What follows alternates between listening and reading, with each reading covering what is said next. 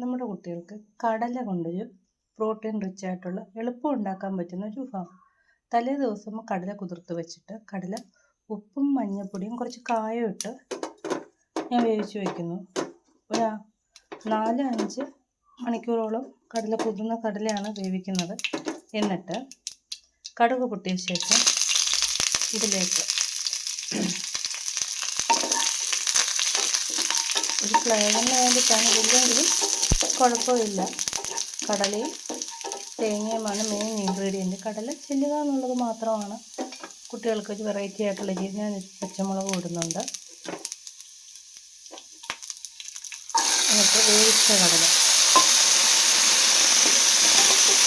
കുട്ടികൾക്ക് വളരെ ഹെൽത്തിയാണ്.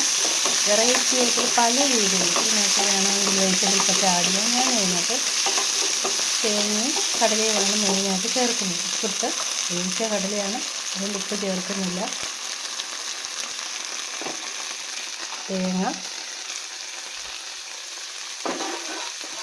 മഞ്ഞൾപ്പൊടിയും കുരുമുളക് പൊടിയും ലേശം ഈ തേങ്ങയോടൊപ്പം ഞാൻ ഇട്ടിട്ടുണ്ട്. അതും ആവശ്യമില്ല. ഇത് ശരിക്കും പറഞ്ഞാൽ നമ്മുടെ കുഞ്ഞുങ്ങൾക്ക് എരിവ് താല്പര്യമില്ല എന്നുണ്ടെങ്കിൽ എരിവ് കൊടുക്കേണ്ട.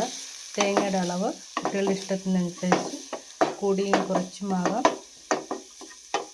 വളരെ ആരോഗ്യപ്രദമാണ്. ഇത് വൈകിട്ട് ചായയോടൊപ്പം കുട്ടികൾ വരുമ്പോൾ കഴിക്കുമ്പോൾ തന്നെ കുട്ടികൾക്കിത് ക്ഷീണമാകലും.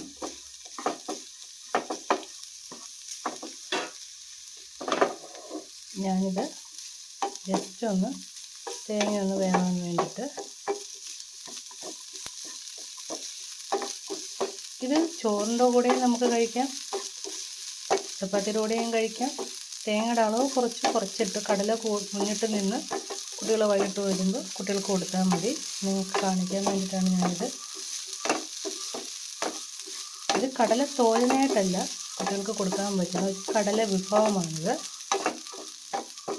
ഒന്നുമില്ല, ഇത് ഉപ്പും മഞ്ഞൾപ്പൊടിയും കുറച്ച് മുളക് പൊടിയും മാത്രം ഇട്ട് വേവിച്ച് കടുക് പൊട്ടിച്ച് താല്പര്യമുള്ള കുട്ടികൾക്ക് ഇങ്ങനെയും കൊടുത്തു നോക്കാം. എണ്ണ പലഹാരങ്ങളെക്കാട്ടിലും ഒക്കെ കുട്ടികൾക്ക് വളരെ ആരോഗ്യപ്രദമാണിത്. വളരെ ടേസ്റ്റിയുമാണ്.